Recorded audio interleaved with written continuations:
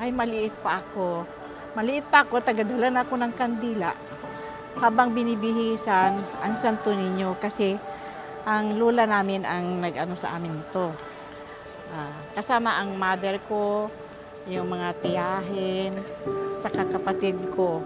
Kaya hanggang ngayon, ganito pa rin kami. Kasama na namin yung mga anak, tinuturuan na namin yung mga anak namin. Childhood memory ko talaga ever since during January, very busy talaga yung lola namin. So, the time na yung mama ko and then yung tita ko is parang na-adapt na rin nila.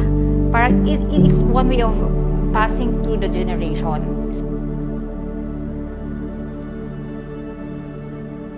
Parang sobrang gaan lang niya talaga.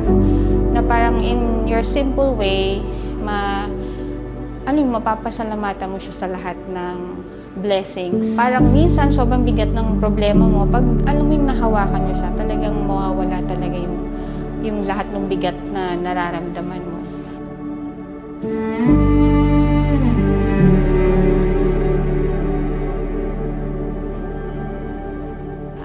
Nung maliit pa ako, kasama-sama ako ng lola ko, si Lola Benita Marin Maso. Ako ang kanyang alalay at noon natandaan ko na pumupunta kami, binibihisan namin nanonood ako sa pagbihis ng Santo Niño sa konbento. Ngayon, iilan lang doon ang tumutulong sa pagbihis, mga 3 lang. Ang Santo Niño ay binibihisan doon sa kwarto na walang ibang tao. Kasi sabi ng lola ko, kung nagbibihis tayo, hindi naman tayo nagbibihis sa harap ng karamihan ng tao. Di sa isang kwarto na hindi makikita ng iba. Sa amin kasi talagang ibang-iba ang Santo Niño de Romblon kasi yung faith namin sa kanya is sobrang lalim.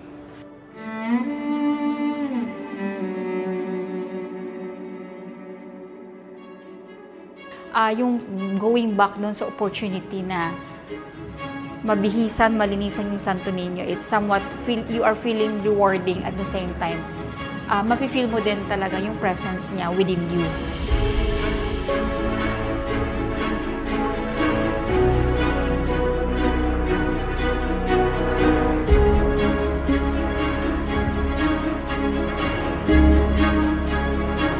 Siya kasi yung, kumbaga siya yung naging happiness, naging source of strength para magpatuloy sa buhay. Lahat ng Romblomanon, mahal na mahal ang Santo Niño. Pag sinabi mong Santo Niño, hindi yan makakahindi sa lahat.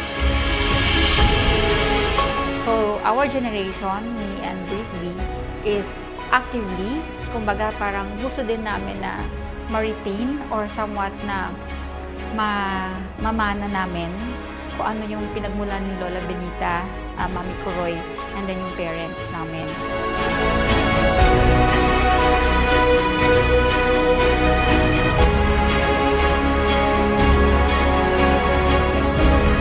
So when you have the chance to visit Romblon every January, siguro masishare ko din na pag napuntahan nyo siya, madasalan nyo siya, mahalikan nyo siya, at madamping yung panyo nyo sa katawan niya, I would say na kung may paniniwala kayo, yung faith nyo sa santos ng mga Catholics is, I think makakaramdam kayo ng kakaibang miracle sa buhay.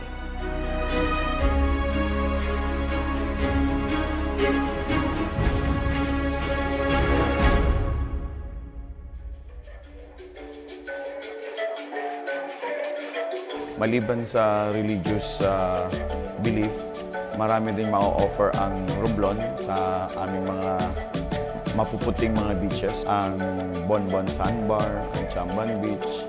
So marami pa kaming mga beaches na magaganda dito at siguradong magugustuhan ng ating mga turista.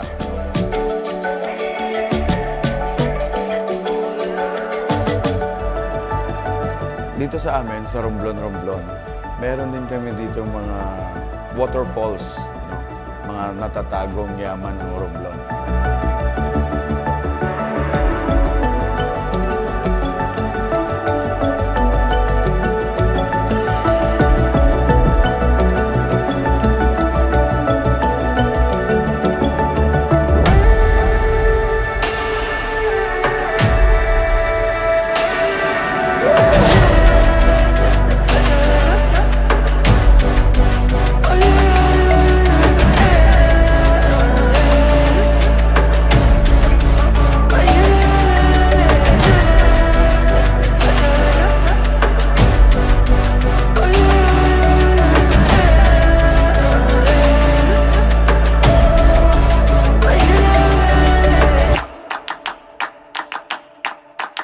alam ng karamihan, pag sabi ng Romblon, marmol talaga ang unang naaalala or naiisip nila.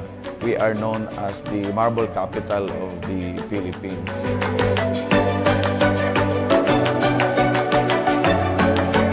In behalf ng local government ng Romblon, kami po ay nagpapasalamat sa mga turista, bakasyonista at mga future na mga turista pa na babiyahe dito sa aming bayan ng Romblon. Maraming salamat po and Viva Señor Santo Niño!